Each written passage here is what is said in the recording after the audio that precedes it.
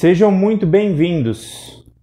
O meu nome é Paulo e hoje nós vamos falar sobre dois livros. O primeiro é O Propósito de Deus. Ambos os livros são do Matheus Garcia. E o segundo é o Deus Infinito, Cristo Eterno e Homem Imortal. Essa capa muito bonita. Por que eu vou falar dos dois livros? Porque basicamente eles abordam o mesmo tema. Qual é o propósito de Deus, qual é o nosso propósito nesta terra. E o Matheus, por ter uma vertente protestante evangélica, ele aborda por essa linha, pela linha teológica evangélica. Tá bom? Vamos falar sobre esses dois livros muito, muito interessantes.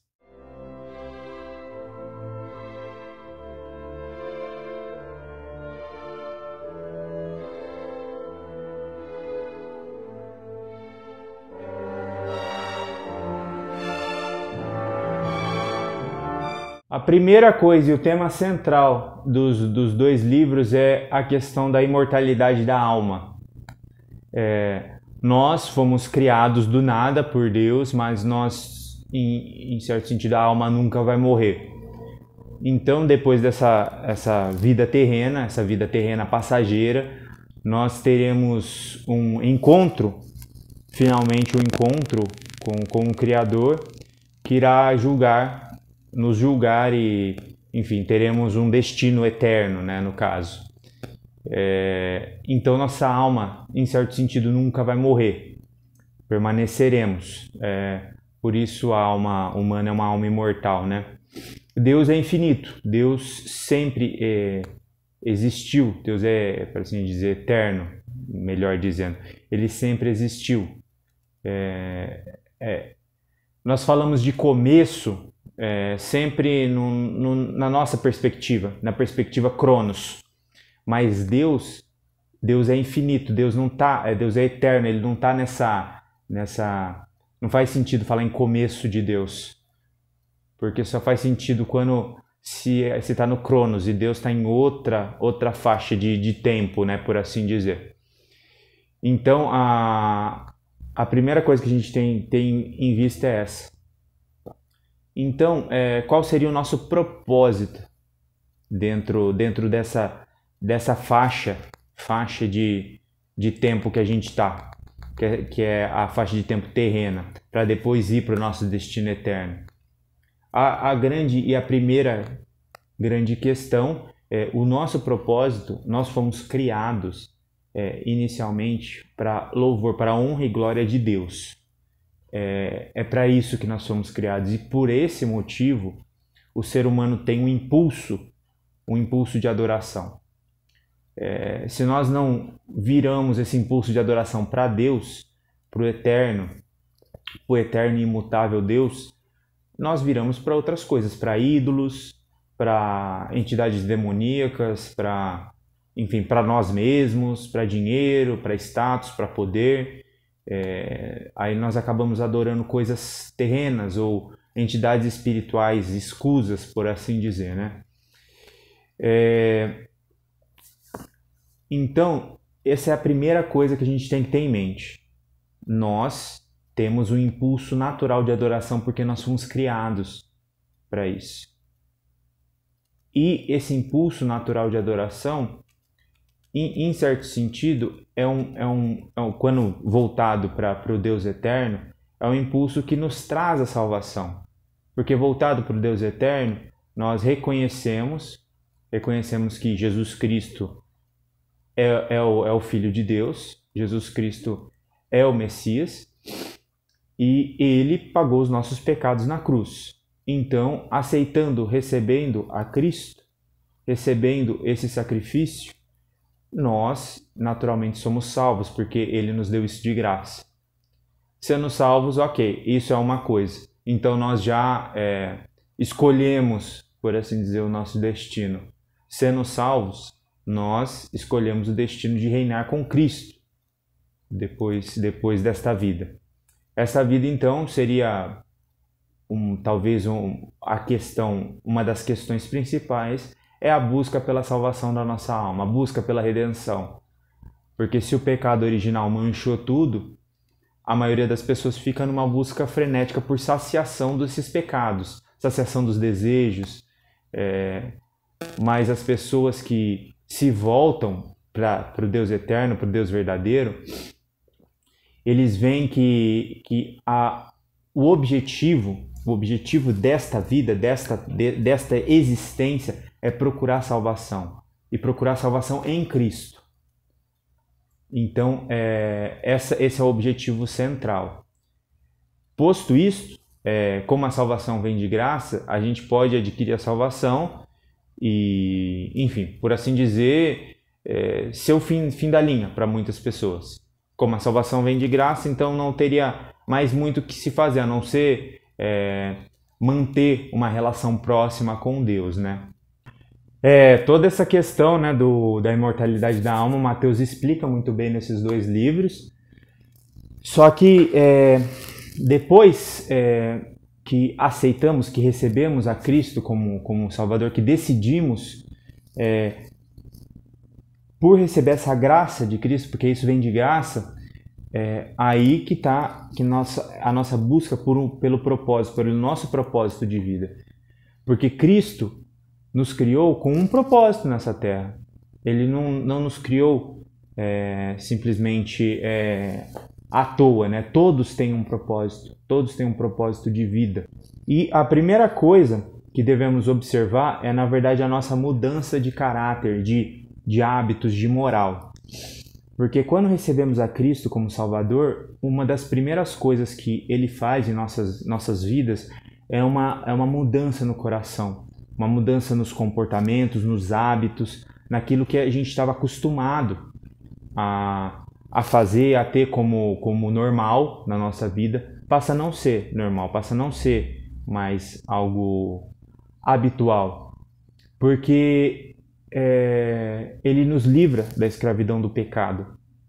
E nos livrando da escravidão do pecado, nós não buscamos mais saciar esses pecados, mas sim agradar a Cristo com nossas atitudes, com nossos novos hábitos, criando novos hábitos, né? Mas claro que isso tudo é um processo.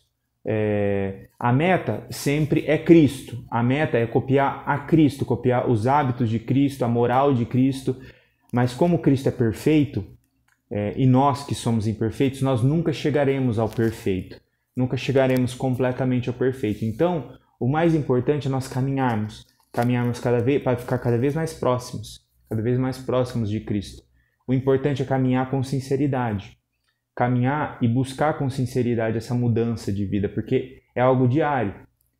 Muitas vezes as pessoas falam de maneira jocosa até mesmo, a pessoa vai na igreja para quê? Para nada. É uma pessoa ruim e tudo mais. Muitas vezes é verdade isso, sabe? Mas dentro de uma igreja, dentro de um local onde as pessoas buscam a Deus, ali não está santos e pessoas completamente perfeitas. Estão pessoas buscando cada vez mais o que se chama santidade, né? Que santidade nada mais é do que tentar copiar Cristo, que é santo, né? Essa que é a grande questão. E esse que é um dos grandes propósitos. Nosso propósito começa aí. Começa numa mudança de vida completa. Uma mudança de vida, uma virada 180 graus. Estávamos indo para o abismo e viramos para seguir a Cristo. Para seguir junto com Ele e reinar no paraíso. A partir disso, a partir desse momento, que há uma mudança em nós, e essa mudança vai gerando um relacionamento cada vez mais próximo com Deus, que se dá através da oração, que se dá através da leitura da palavra, que se dá também muitas vezes através do jejum, que é momentos específicos, né? Com esse estreitamento do relacionamento, Deus vai cada vez mais mostrando o propósito, mostrando com qual finalidade Ele criou cada um. Que, claro, a finalidade última de Deus é a expansão do seu reino, é que mais pessoas o adorem, para mais pessoas buscarem a salvação. Esse é o propósito. Então, nós vemos que o nosso propósito aqui na Terra é expandir o reino de Deus. E nós podemos fazer isso de várias formas, né? De várias formas possíveis, né? Por exemplo, Mateus, ele escreveu livros da conferência, prega muitas vezes em igrejas, fala sobre a palavra de Deus. Talvez esse seja o propósito da vida dele. Mas isso é algo completamente individual. É algo que muitas vezes a gente vai ter que buscar no nosso relacionamento diário com Deus. Buscar cada vez mais. E Deus vai nos mostrando através de muitas vezes dons que nós descobrimos em nós. Por exemplo, algumas pessoas descobrem dons de música. O que são dons? Por exemplo, como eu sei que eu tenho um dom? Eu faço uma coisa quase que naturalmente muito, muito melhor do que outras pessoas que estão ali treinando. Por exemplo, eu consigo tocar um instrumento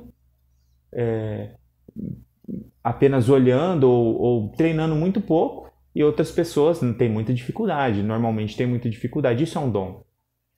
Outros têm dom da palavra, de falar. Então, através dos dons, nós temos uma dica de qual é o nosso propósito nesta terra. E veja bem, o que o Mateus está querendo mostrar é que nosso propósito não está aqui na terra, mas sim está em olhar para o alto, olhar para Deus. Porque muitas vezes, falando de um sentido da vida, um sentido da existência, é sempre focado no que eu estou fazendo aqui, então qual que é o meu propósito nesta terra, e é tudo focado em buscar felicidade, basicamente. Mas nós percebemos que muitas pessoas fracassam nisso, porque elas buscam simplesmente, como dizer assim, sombras, né? Porque tudo que é buscado nesta terra, prazeres, alegrias mundanas, tudo isso é muito passageiro e evanescente. Tudo isso vai terminar em choro e ranger de dentes, né? Mas quando a gente busca o propósito eterno, que é Cristo, buscamos nosso propósito em Cristo, tudo é diferente. Até mesmo na tristeza e na angústia mais profunda, tudo parece que ganha um significado diferente. Então a busca está em Cristo, buscar o nosso propósito em Cristo. Então como que se faz isso, né? Estreitando a relação através da oração, através da leitura da palavra, estreitando a relação entre você e Cristo através da leitura, da oração, e pedindo a Ele que mostre o propósito de vida para você, que ele te mostre. E claro, muitas vezes demora porque, como eu disse, tem um passo anterior, que é a mudança de vida. Muitas vezes a pessoa não está preparada ainda para Deus mostrar qual é o propósito dela.